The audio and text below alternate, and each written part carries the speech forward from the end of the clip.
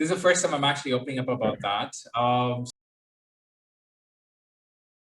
Suresh, now I'm going to ask you something very personal, and I hope that's okay. You had some kind of tryst with drugs in life. Would you mind sharing with us that part of your life? Well, this is the first time I'm actually opening up about that.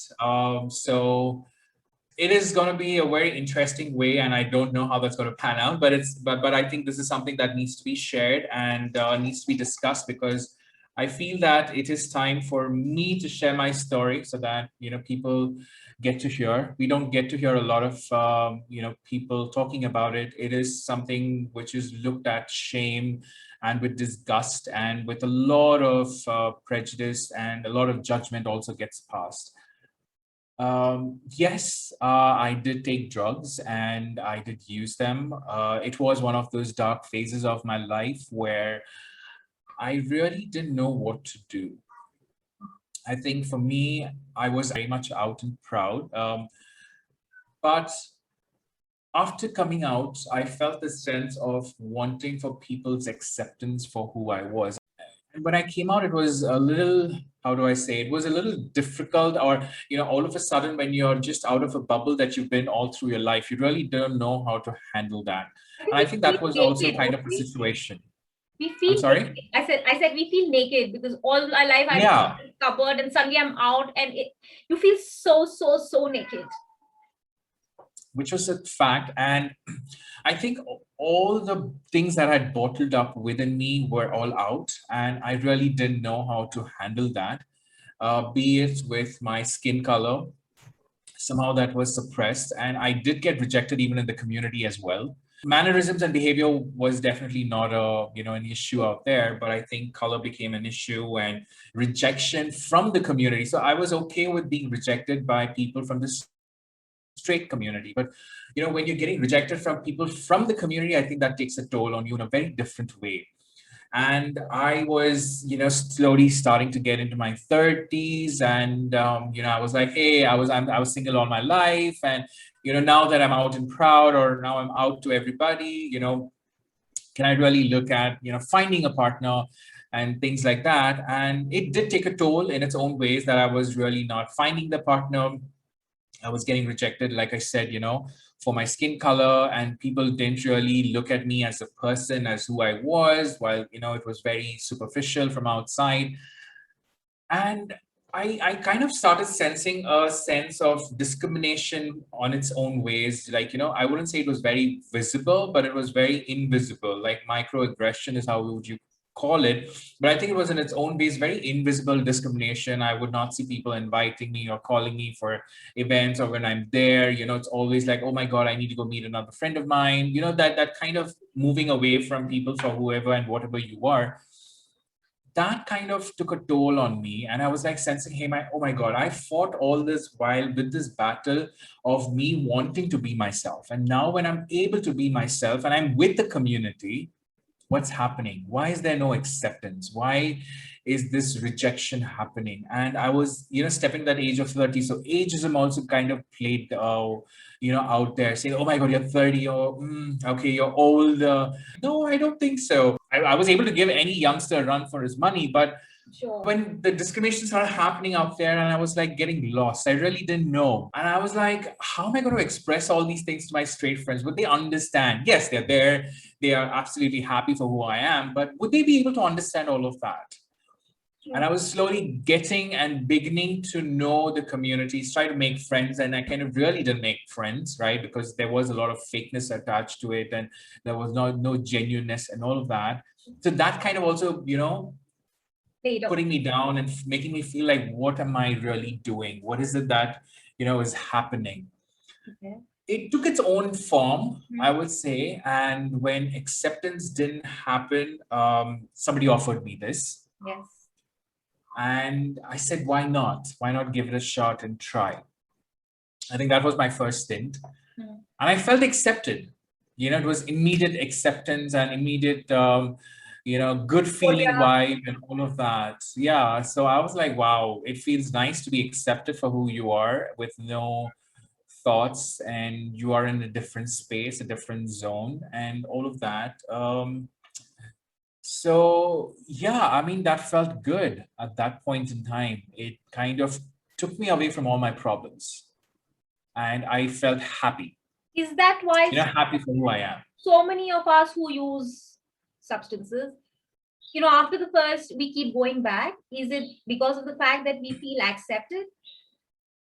Yeah, it is because of the acceptance, also for the fact that you feel disassociated from reality, because reality is discrimination, it is people putting you down in different ways. But while in this, you just see people who are accepting of who you are, right? So initially, it is that Euphoria. feel good factor.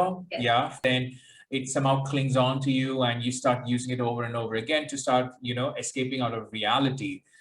Because for some whatever reasons you don't want to accept reality, and you don't want to fight it, you just want to escape it for that moment, right? Be it even loneliness as well. I mean, loneliness is a very, very difficult thing. And when you are in the community, when you are out and you are in a room full of people and still you feel Feel lonely, that's the alone. worst feeling. Oh yes. Oh yes. And that drives you, and And that really so drives you up the for wall. many of us, even if we are not from the community, we exactly know what you're talking about. Being in Yeah, a room full of people and still being alone. yeah, and it is really difficult, and it was one of those tough phases of my life, where I got sucked into it, and I was using it, not very often, but I was using it quite And frequently. I'm sure, like what you said initially, it's the feelings of happiness, euphoria, and then, escaping the Yeah, reality. And then I think then it goes on to, okay, this is my gang. And as long as I'm using it, I'm part of the gang. Nothing else matters. Whether I'm brown, right. I'm white, I'm bald, I'm hairy, Yeah, I have you're big butt. fat. Yeah, and I think after that point in time, you get used to it. Yeah. Right? It's no longer about escaping reality. It's no longer about feeling that euphoria. It's just that you become habituated for it. Yes. Once you get habituated, then you kind of keep going back and forth for it, right? You just want it more and more and more. So I think, for me, that's where I realized that something was not going right. Right. So then how did you get out of the so-called drug world? I wouldn't say that's a very strong word, but yeah, I think that needs to be called out in its own ways. Uh, Again, I think it's a sense of self-realization needs to happen. Like, it's a, hey, it's, you take a time out and kind of assess what is happening, what is not happening in your life, what are you doing, and all of that. And that kind of brought me to a standstill, saying, what am I really doing with my life? Because again, to be honest, I was a little bit more towards, being fit and physically fit and all of that. And then out of the blue, when I started taking all of this and kind of, becoming a frequent, habituated person, now that did take a toll on my health. I was feeling a little lethargic. I was feeling lazy, and I was, not feeling, my nice, good self. I kind of realized like, hey, what's happening? I had to sit back and assess. And I said, this is probably the one which is causing it. And, is there any way that you can get out? Do you think you want to get out? Is it making sense? And then I made a set of good friends, and then they were supportive. It was, I wouldn't say friends, I would say just a friend. And he was very supportive and understanding. I think that's another thing. There was no like judgments about, oh my God, you're taking drugs. Oh, that's bad. It's like, okay, you're taking drugs. All right. Do you know what you're doing? Do you realize what is happening to you? Do you understand the whole process as to, why? Are you happy? That's okay. I mean, whatever makes you happy, you need to do. Right. But are there other ways to keep yourself happy? Are there other ways to, make you feel good? Is it something that you want to try or not try? Instead of telling me to do, giving options, as I think was what felt or made me realize that as well. And I think that's where it took a turn, and I said, what, can I take a step back and really knock it off, right? It was not easy. I had to knock off the entire circle of friends, I wouldn't say friends, but people who were on this. I think it's complete disassociation. For me, it was difficult. It's a struggle, and it does crop up. It's not that it's completely gone. I do have those triggers even every now and then as well. It is a battle, right? It's not every, like, once you're out, because you've got a hang of it, you understand it, and you know what it does to your body.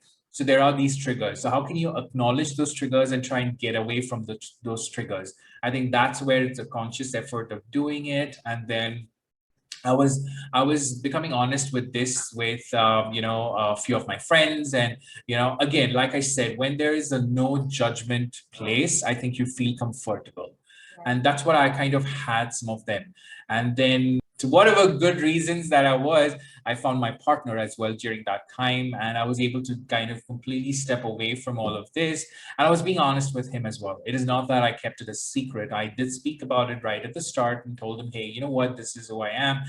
I have worked my way out of it. There are triggers and all, but I will have those communications with you and all. So I think being open and honest about those also really helped. And he was very understanding in that aspect as well. There was no like, oh my God, how could you be something like this and all, right? So I think being honest and being vulnerable and being open makes a lot of sense. And I think that's where we need to start getting in. And that's one of the reasons why I feel after so much time, I wanted to always talk about it, but I didn't know how to go about.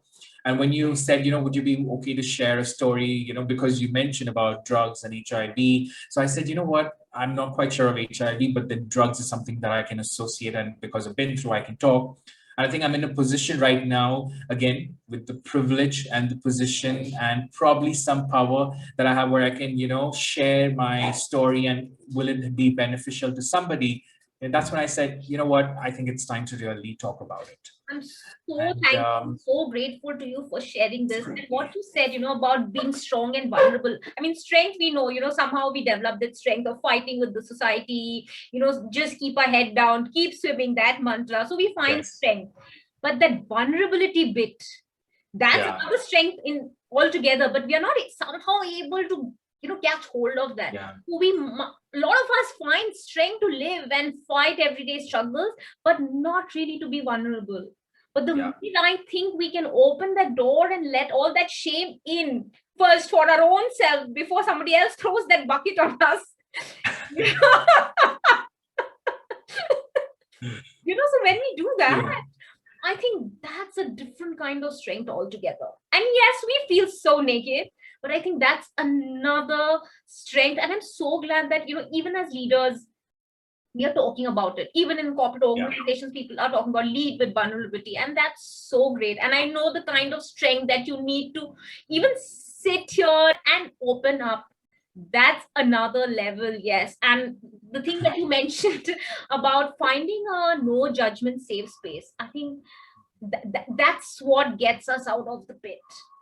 I think Yeah, not trying to be judged. I think especially during the pandemic also, I though I'm not in any of the dating sites or any place, but from friends I do hear this, that the way people are using drugs right now has kind of taken it 10 folds or 15 folds higher, because people are going through issues and being in places and all of that which is not really friendly to them, and loneliness is killing them, so they are latching onto this. So I feel somehow that's also one of the reasons for me to really open up and share my stories. Like, you really don't have to do this, but if you're doing it, be informed about it, and you know find people who are not in that judging zone. If they're judging, probably it's not the good for you. You need to find a no judgment space and be open. I think there are many issues. People who take or get latched on to any substance, irrespective of drugs, it can be any form of drug, right? This is a chemical drug which kind of latches on for long, but you also take all kinds of drugs, right? It's very important to know any drug that you get latched on, right? You really need that day in or day out, and whatever that is. Validation. People Yeah, like, so you need to understand what is the reason for that, and can you go a couple of levels deeper to understand and find out. There are a lot of these underlying issues that have not been resolved, which we are just trying to overlook and pass it on or suppress it. When you suppress it, it kind of gets into different other actions and reactions. So we need to start understanding all of that, and it comes from a place where you really don't know what to do. I think that's and a lack of counselors,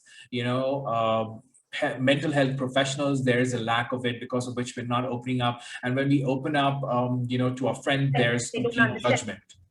Yeah, they don't understand, and there's judgment passed right away.